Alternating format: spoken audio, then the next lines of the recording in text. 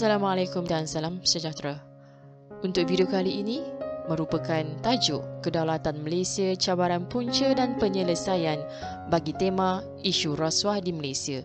Ini merupakan salah satu tajuk dalam pengajian am semester 1. Isu rasuah merupakan salah satu tema yang kerap ditanya di dalam soalan STPM.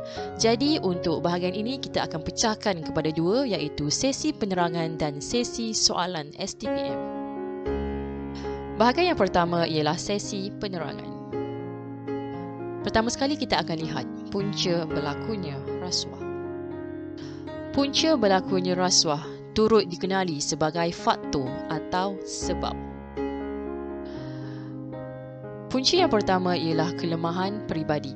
Sikap seseorang yang inginkan hidup mewah atau bersifat materialistik, tamak dan ingin cepat kaya adalah pendorong berlakunya rasuah.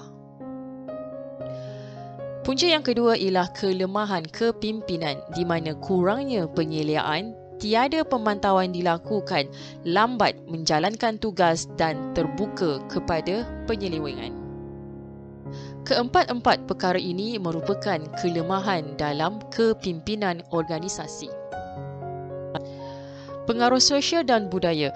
Masyarakat Malaysia mengamalkan tradisi memberi hadiah sempena menyambut hari kebesaran ataupun hari keraiyat seperti hari perkahwinan ataupun hari jadi. Ianya telah pun memberi kesempatan kepada penerima dan pemberi rasuah tanpa disedari. Punca yang keempat ialah salah amalan politik. Sesetengah ahli politik menggunakan kesempatan dengan kuasa yang dimiliki untuk menerima atau memberi rasuah. Seseorang ahli politik ini akan memberi rasuah kepada orang lain untuk mendapatkan kuasa, menagih populariti dan memenangi pemilihan jawatan. Manakala dia menerima rasuah untuk mengumpul kekayaan.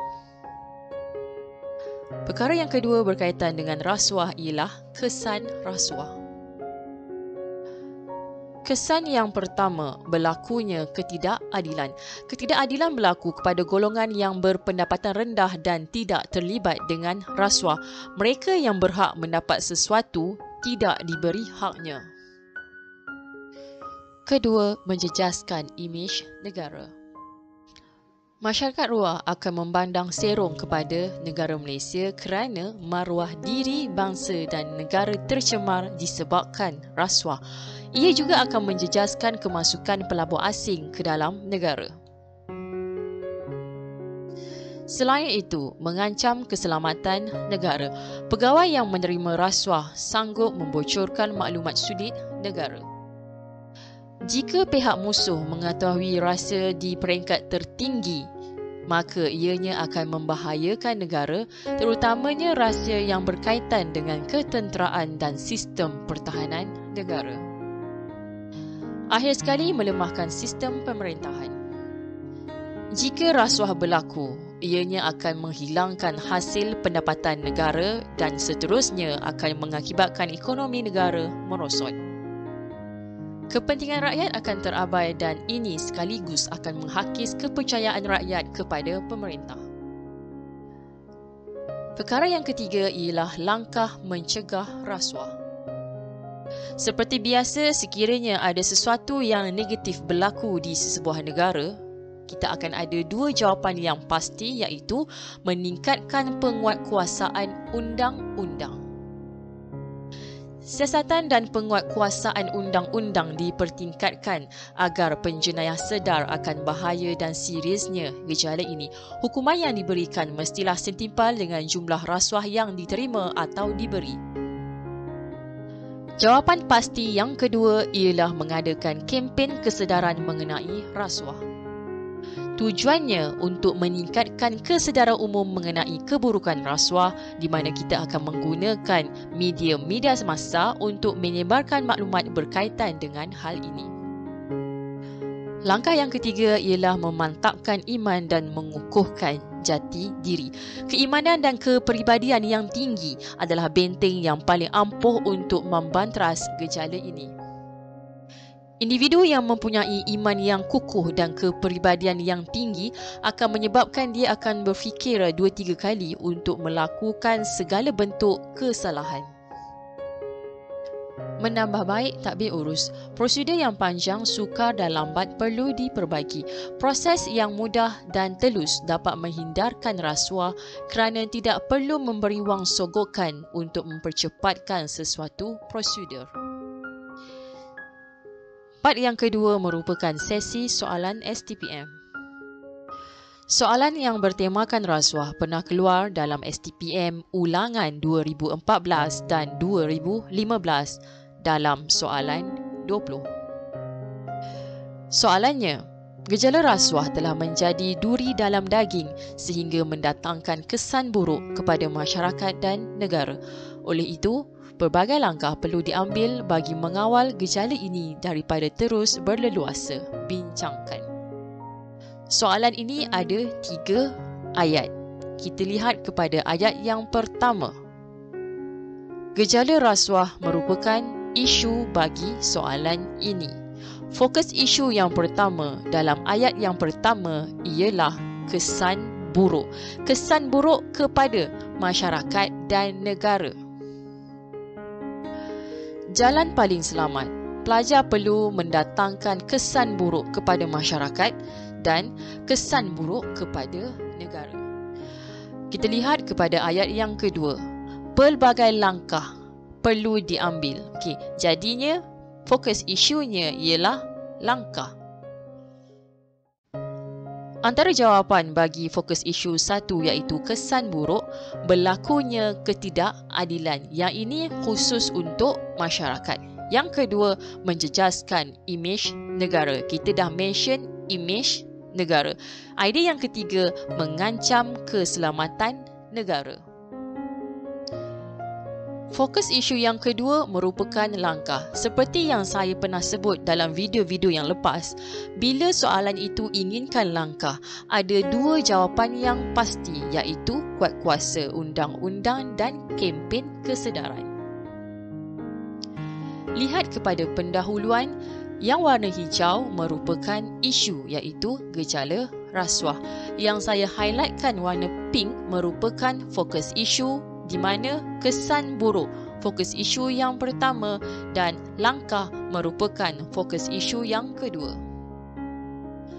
Idea yang pertama merupakan kesan buruk gejala rasuah kepada masyarakat ialah berlakunya ketidakadilan. Ketidakadilan berlaku kepada golongan yang tidak terlibat dengan amalan rasuah. Pendek kata, mereka yang berhak mendapat sesuatu tidak diberi haknya. Contohnya, pihak defendant berjaya membebaskan diri atas pertuduhan membunuh kerana telah memberi wang sogokan kepada pihak berkuasa untuk memasukkan bukti pembunuhan. Amalan rasuah telah menjejaskan keadilan yang sepatutnya. Kesan buruk gejala rasuah kepada negara pula ialah menjejaskan imej negara.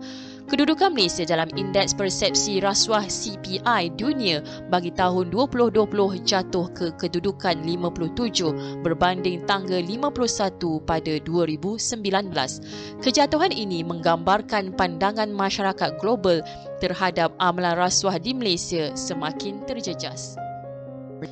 Kejatuhan kedudukan CPI Malaysia bagi tahun 2020 mungkin dipengaruhi oleh beberapa faktor seperti politik wang semasa pilihan raya dan pembebasan beberapa ahli politik dalam kes rasuah. Kesan buruk yang terakhir ialah mengancam keselamatan negara. Pegawai yang menerima rasuah sanggup membocorkan maklumat sulit negara kepada musuh. Kesannya akan mengancam keselamatan negara terutamanya rahsia yang berkaitan dengan ketenteraan dan sistem pertahanan. Misalnya, Jabatan Imigresen Malaysia JIM bekerjasama dengan SPRM pada Ops Selat untuk membongkar sindikat pemalsuan cop keluar dan masuk di sempadan negara yang membabitkan anggota dan pegawai JIM sendiri. Untuk idea yang keempat merupakan fokus isu yang kedua, kita dibenarkan untuk menulis satu ayat transmisi Contoh, oleh itu, pelbagai langkah perlu diambil bagi mengawal gejala ini daripada terus berleluasa. Langkah yang pertama ialah meningkatkan penguatkuasaan undang-undang. Kerjasama pelbagai agensi kerajaan seperti SPRM dan PDRM serta orang awam amat membantu dalam usaha memperkasakan tindakan undang-undang kepada si pelaku. Setakat Ogos 2021, seramai 331 penjawat awam ditahan atas kesalahan rasuah membabitkan 6 daripada pengurusan tertinggi, 104 daripada pengurusan dan profesional, manakala bakinya terdiri daripada kumpulan sokongan. Langkah yang seterusnya ialah mengadakan kempen kesedaran mengenai rasuah.